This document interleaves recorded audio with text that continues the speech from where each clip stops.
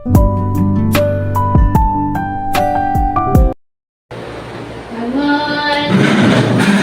Assalamualaikum ya Ustazah. Assalamualaikum ya Ustazah. Waalaikumsalam. Bismillahirrahmanirrahim.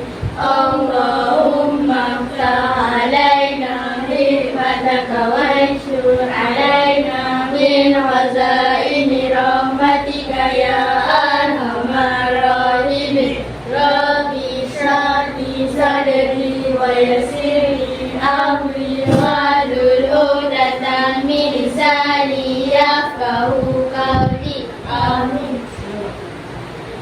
Allahumma salli salatan kamilatan wa sallim salaman tamman ala sayyidina Muhammadin lazi tadhalu bihi al-uqadu wa tanfariju bihi al-urabu wa tuqada bihi al-hawaidu wa tunalu bihi al-ghaibu wa husnul khawatimi wa yustasqa al-ghamamu biwajhil karim wa ala alihi wa sahbihi fi kulli lamhatin wa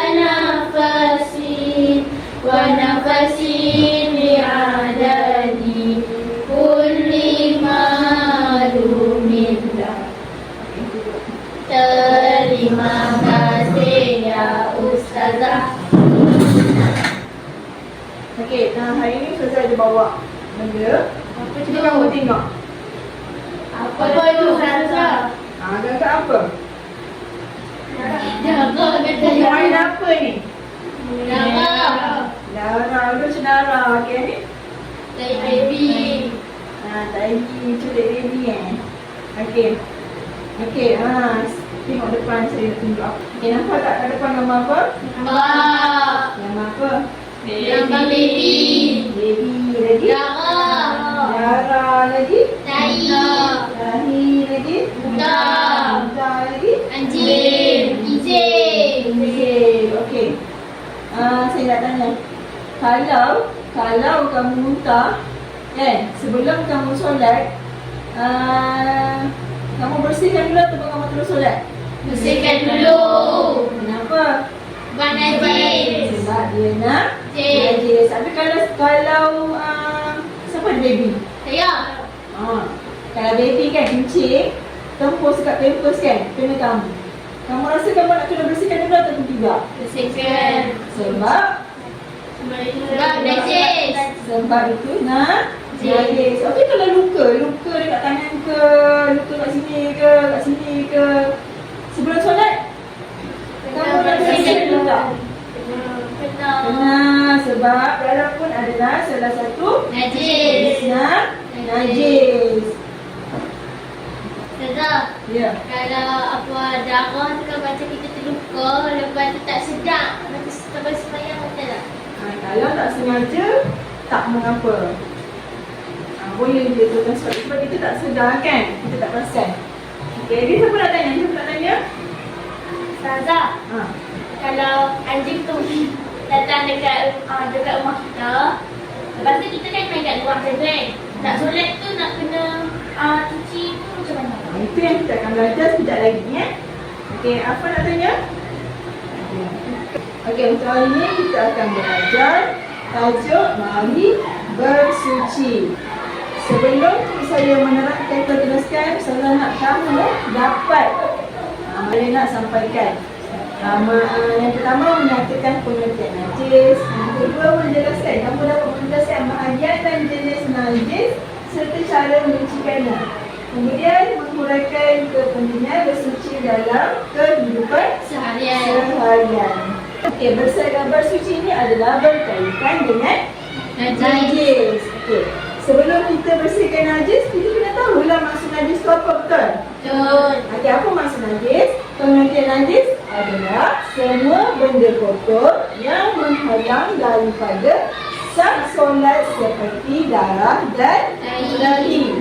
Okey, cuba kamu sebut. Okey, kelas ikut saya sebut. Najis ialah Najis ialah semua benda kotor semua benda kotor yang menghalang daripada sah solat solat seperti darah dan tahi. Cuba yang belakang. Cuba sebut yang belakang. Najis ialah apa dia? Najis ialah semua benda kotor yang menghalang daripada sah solat seperti darah dan tahi. Okey, yang depan pula. Najis ialah semua benda kotor yang menghalang daripada sah solat seperti darah dan tahi. Okey, sekali lagi kelas sama-sama. Najis ialah semua benda kotor yang menghalang daripada sah solat seperti darah dan tahi. Okey. Afan pula. Cuba sebut. Najis ialah semua benda kotor yang menghalang daripada sah solat seperti darah dan tahi. Amiza. Najis ialah semua benda kotor yang menghalang daripada sah solat seperti darah dan tahi. Okey, Dania.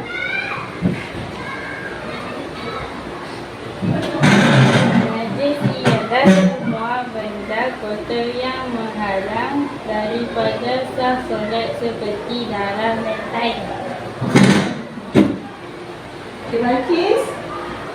Najis ialah semua benda kotor yang menghalang daripada sah solat seperti darah dan tahi. Okey, Ustazah nak dengar bagaimana yang lagi kuat sebut. Nanti cuba kumpulan A sebut. Najis ialah semua benda kotor yang menghalang daripada sah solat seperti darah dan tahi. Nanti pula. Najis ialah semua benda yang kotor yang menghalang daripada sah solat seperti darah dan tahi. Nampak macam yang belakang lagi kuat. Okey, tapi tak apa. Okey, Ustazah nak test. Okey, kita akan buat aktiviti planet puzzle. Okey, kita akan berjalan-jalan ke dalam planet. Okey, aktiviti ni saya nak kamu susun pengertian najis. Saya panggil seorang-seorang bermula daripada Afan. Silakan.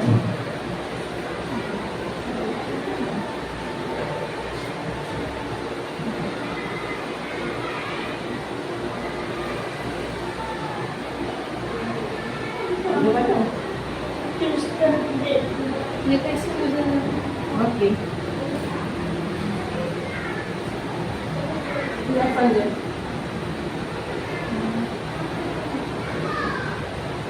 Cepat.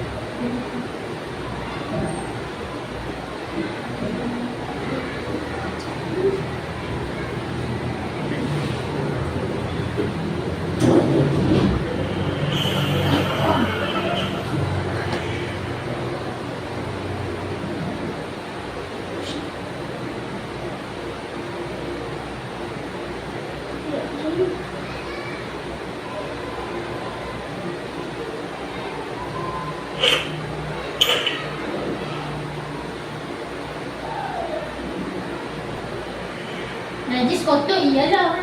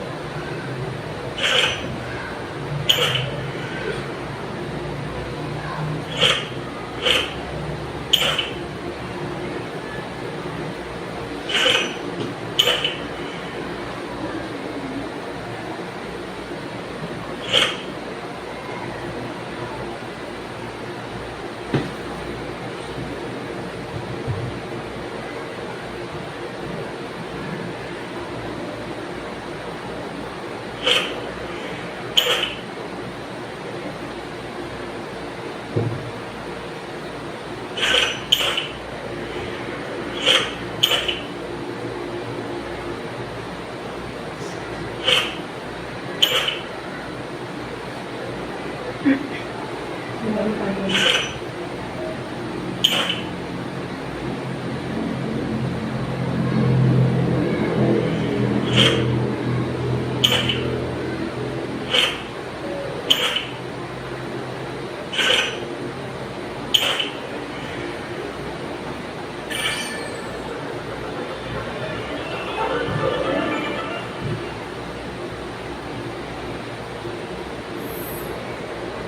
dah.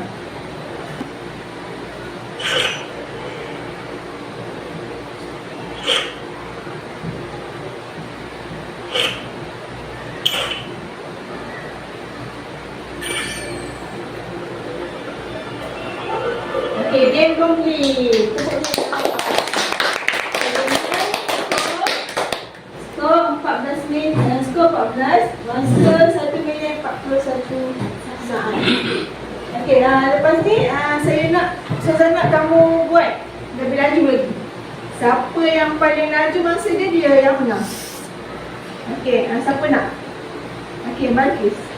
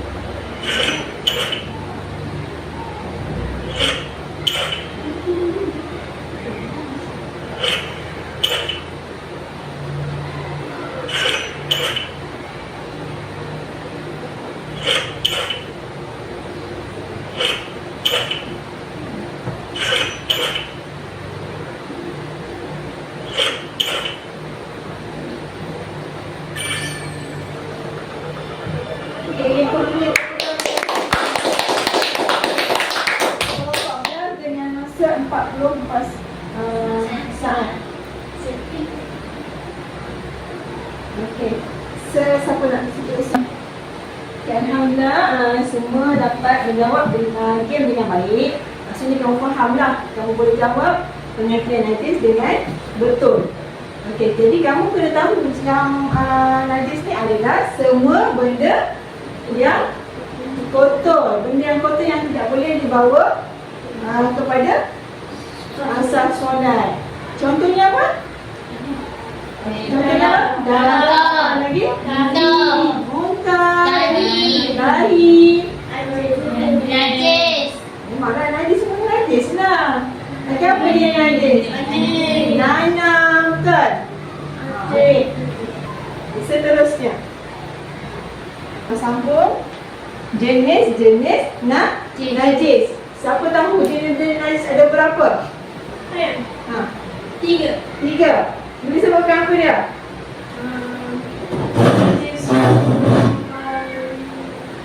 Saya Okey. ada 3. Apa dia? Najis muqaffa, mutawasita, mughalazah. Okey, betul. Okey. Okey, Ustazah akan jelaskan lagi lebih detail tentang jenis-jenis najis. Okey, najis muqaffa ialah najis yang ada ringan. Yang kedua najis apa? Mutawassita, iaitu najis yang sederhana. Yang ketiga najis mughallazah, iaitu najis yang berat. Okey, najis muhaffafah ni siapa tahu apa dia? Najis baby. Najis baby is bayi yang berumur bawah 2 tahun dan masih menyusu ibunya sahaja. Iaitu apa dia? Najis apa dia? Air kencing saja. Air kencing bayi lelaki yang berumur bawah 2 tahun dan masih menyusu ibunya sahaja. Okey. Najis mutawassithah pula adalah najis sederhana. Iaitu seperti Darah. Nana. nana. Muntah. Lagi apa? Muntah. Lagi apa? Bangkai. Air kecil. Selain daripada najis muhaffafah dan najis muwalazah adalah najis mutawassithah. Okey. Yang ketiga najis yang berat. Najis yang berat apa? Najis rinjil anjing. Anjing, Rinjil. hinjil ataupun babi serta keturunannya. Ya. Benda ni adalah haram. Kan, betul tak? Tak boleh sentuh, haram. Okey. Okey, Ustazah nak kamu ulang balik apa yang saya sebut. Najis muhaffafah Najis muhaffafah ialah ialah air kencing bayi lelaki air kencing bayi lelaki yang berumur bawah 2 tahun yang berumur bawah 2 tahun dan masih menyusu ibunya sahaja. dan masih menyusu ibunya sahaja. Okey, najis mutawassithah Najis mutawassithah seperti darah, darah, tahi, bangkai, nanah nanah, dan sebagainya. dan sebagainya. Najis muwalazah Najis muwalazah ialah ialah anjing, anjing, babi babi, serta keturunannya. serta keturunannya. Saya nak tanya. Najis berat apa dia? Najis muwalazah, Muwalazah najis ringan. najis mutawassithah, Najis mutawassithah, ringan. Najis ringan. Muhaffafah. Muhaffafah. Okey, najis yang sederhana. Mutawassithah. Okey. Contoh, saya bagi contoh. Contoh, kalau berus gigi tu diperbuat daripada bulu babi, boleh ke kita Haram. Sebab apa tak boleh? Sebab haram. Sebab haram, sebab najis muwalazah adalah Najis anjing, babi serta keturunannya. Okey, apa-apa yang berkaitan dengan anjing dan babi ataupun keturunannya tak boleh. Tak boleh haram. Okey, saya nak tanya Mirza. Okey, kalau baby perempuan yang berumur bawah 2 tahun dan masih menyusu ibunya sahaja, itu adalah kategori najis apa? Betul, najis mutawassithah. Betul, baik, tepukan Mirza. Okay, seterusnya kita masuk cara menyucikannya.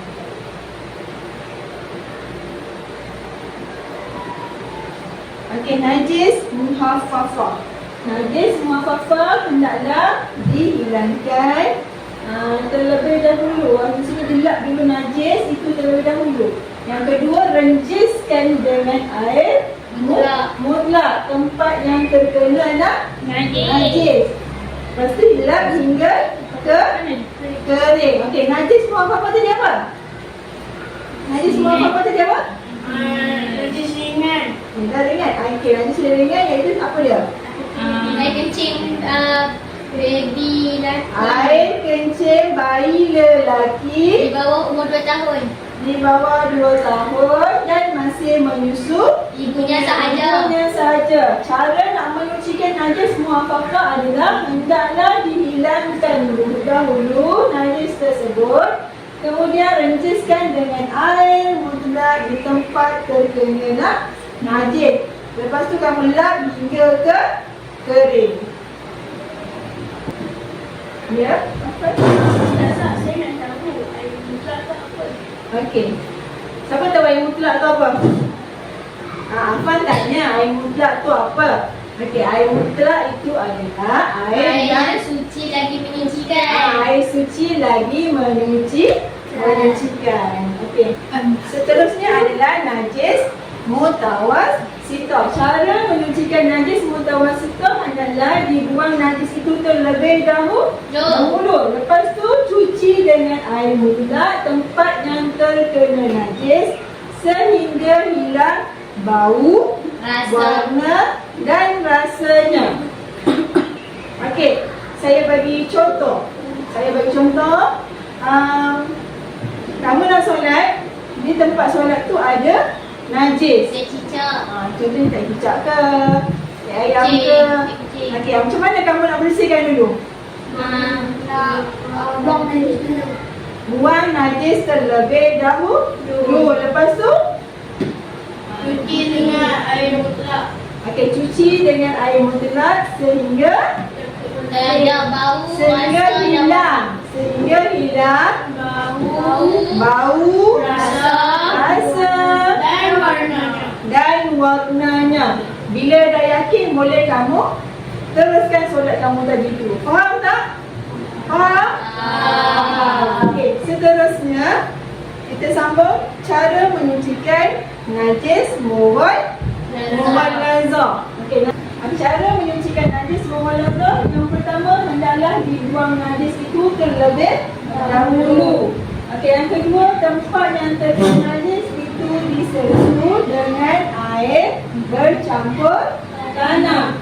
Dan yang ketiga, cuci dengan air mutlak sebanyak 6 kali hingga hilang warna, bau dan rasanya.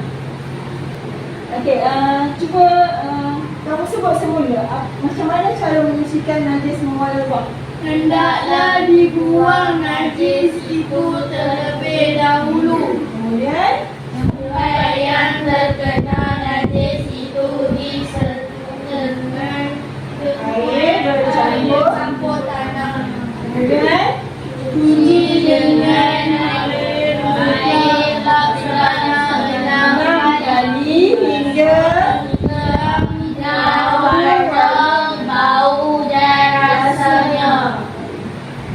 okey, seterusnya kita buat aktiviti short ni, iaitu kelaskan najis mengikut jenis-jenisnya. Saya akan panggil seorang-seorang jawab game ni. Okey, Nanya.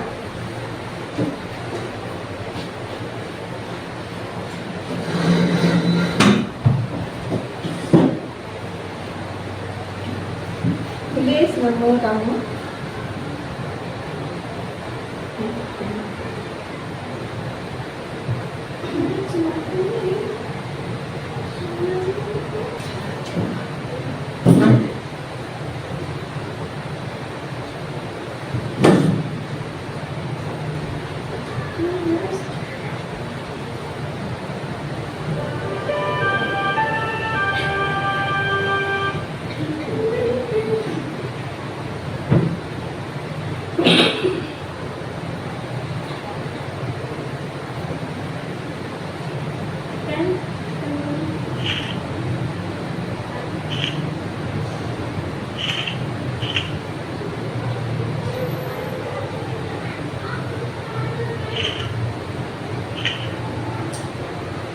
Jelaskan ikut jenisnya.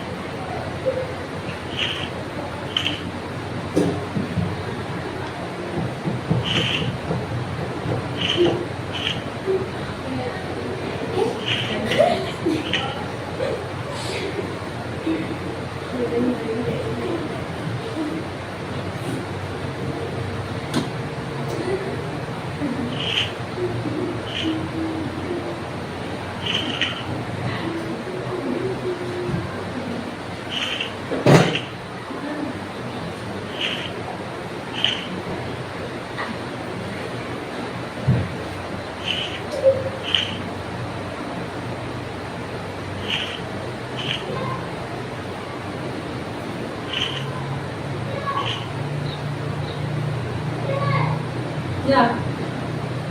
Submit answer.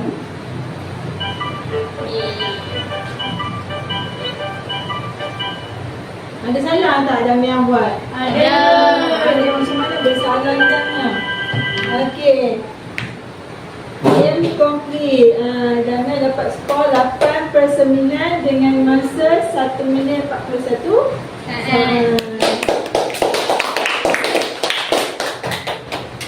Okey, seterusnya saya nak ada buah. Ada buah.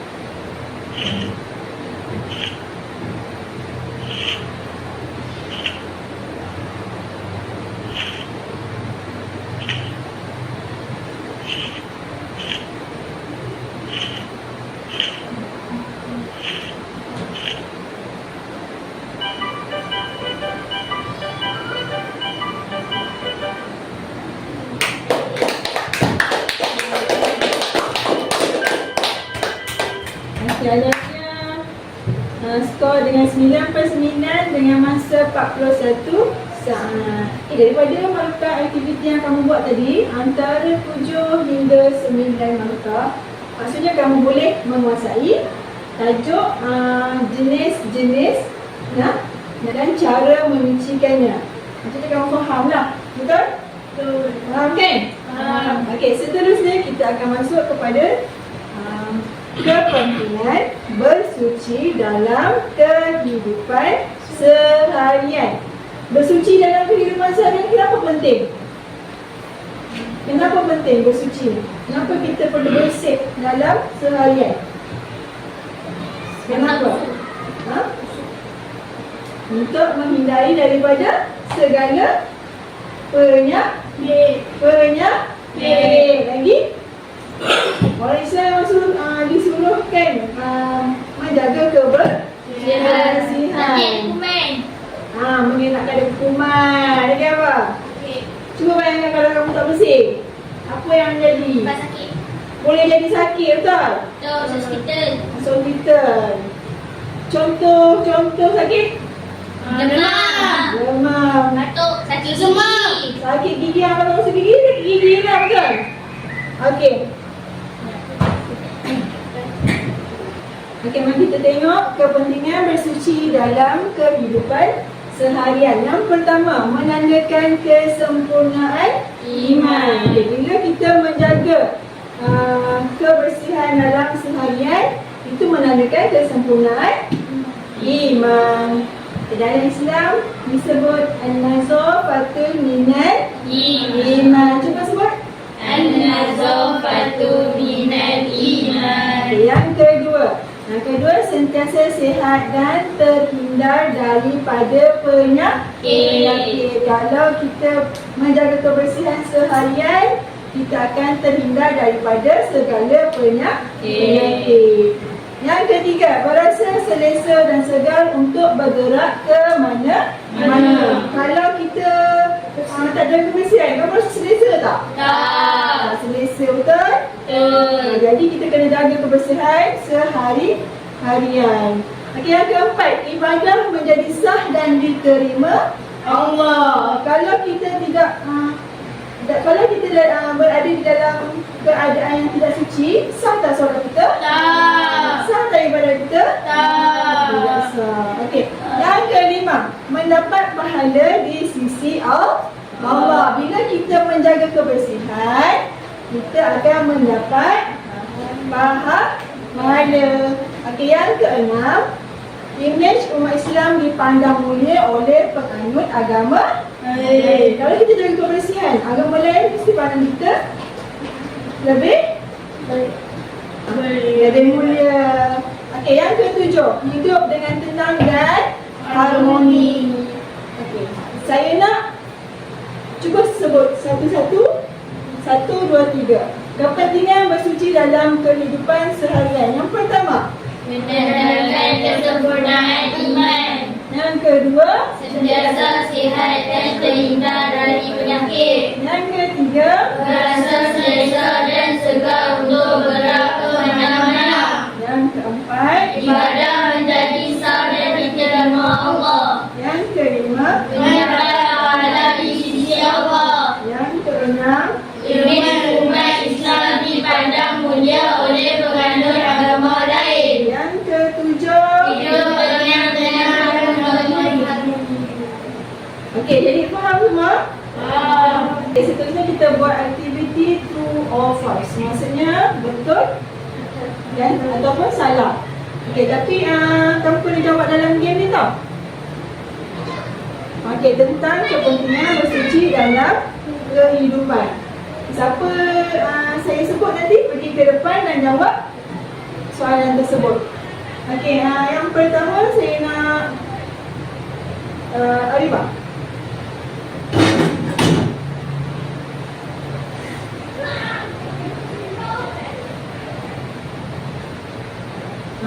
Terus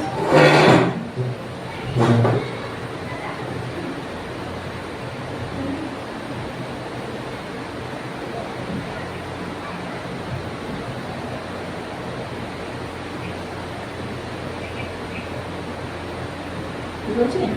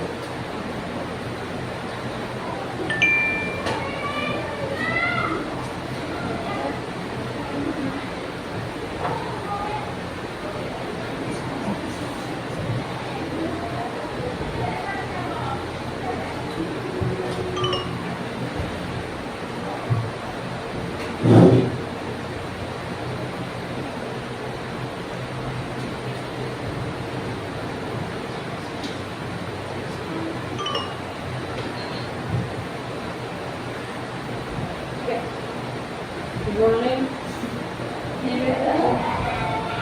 Betul dulu ya. Oh. Kami nama Arifah ya. Tak perlu melakukan.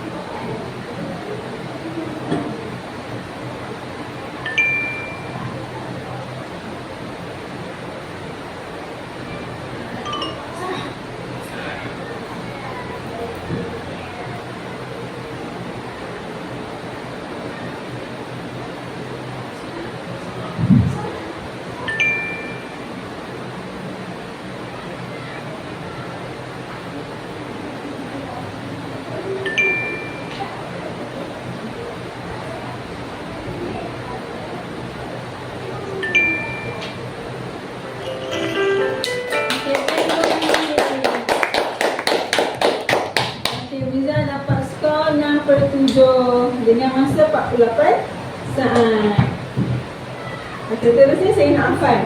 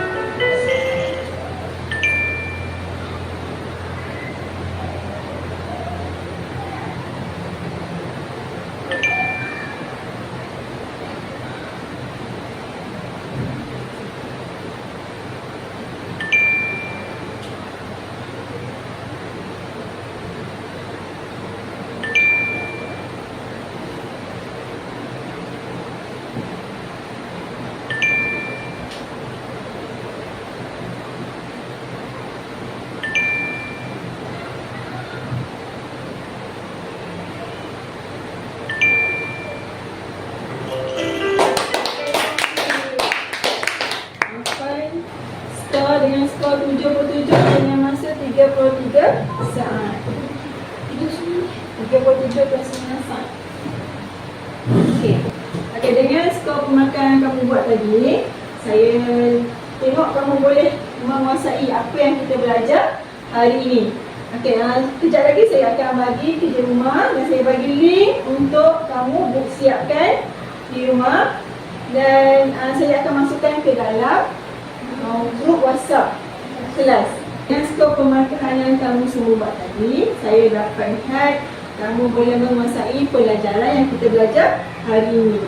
Okey, seterusnya saya akan bagi kerja rumah dan saya akan masukkan link kerja rumah ni ke dalam grup WhatsApp. Kamu pinjamlah sekejap handphone mak ayah kamu. Kamu siapkan kerja rumah pada malam ni dan saya akan lihat siapa yang tak buat, siapa yang buat. Okey, kerja rumah ni merangkumi semua yang kita belajar hari ini, iaitu pengertian najis, lagi apa? Jenis-jenis najis, cara menyucikan najis dan kepentingan bersuci dalam kehidupan seharian. Okey, kita ulang balik apa yang kita belajar tadi. Bermula dengan pengertian najis. Jadi apa dia? Najis ialah Semua benda kotor yang menghalang daripada solat seperti darah dan tahi. Lepas tu jenis-jenis Jenis najis. Jenis najis ada berapa? 3. 3. Apa dia? Al-Qafafah, Najis yang paling najis yang paling ringan. Yang kedua najis Mutawasitah, mutawasitah. Najis yang paling berat Mughalazah. mughalazah. Seterusnya adalah cara menyucikan najis. Seterusnya adalah cara-cara menyucikan najis. Kemudian kita belajar apa lagi? Kepentingan bersuci dalam kehidupan seharian. Itu yang pertama, menandakan Sempurnaan iman, yang kedua, sentiasa sihat dan terhindar dari penyakit, yang ketiga, merasa selesa dan segar untuk bergerak ke mana-mana, keempat, ibadah pada Isa dan diterima Allah, yang kelima, mendapat pahala di sisi Allah, yang kelima, mendapat pahala di sisi Allah. yang keenam, Imej umat Islam dipandang mulia oleh penganut agama lain, dan yang terakhir. hidup dengan tenang dan harmoni. Okey, jadi semua ni kamu dah pun belajar kan? Jadi kamu kenalah amalkan apa yang kita belajar pada hari ini. Contohnya, menjaga kebersihan ataupun bersuci, kepentingan bersuci dalam kehidupan seharian untuk mengelakkan kita daripada penyakit. Lagi, kita akan berasa selesa untuk ke mana sahaja. Lagi apa? Ibadah terima Allah. Allah akan terima ibadah kita bila kita berada dalam keadaan bersuci dan mendapat pahala. Selain daripada tu, imej kita dipandang Mulia oleh agama lain. Bangun hari ini dengan tasbih, iqra dan suratul as. Bismillahirrahmanirrahim. Subhanallah wa bihamdika asyhadu an la ilaha illa anta astaghfiruka wa atubu ilaik. Bismillahirrahmanirrahim.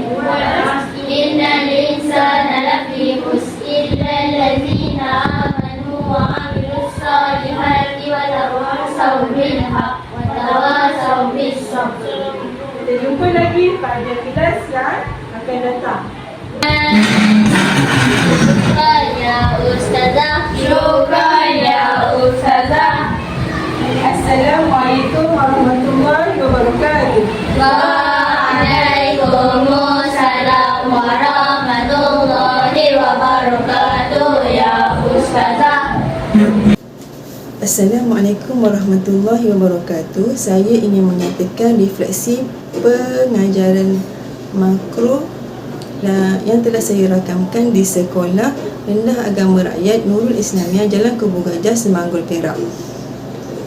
Untuk keseluruhan pengajaran makro ini, semua murid telah mencapai objektif yang telah ditetapkan dan pengajaran makro ini tidak melebihi masa yang telah ditetapkan.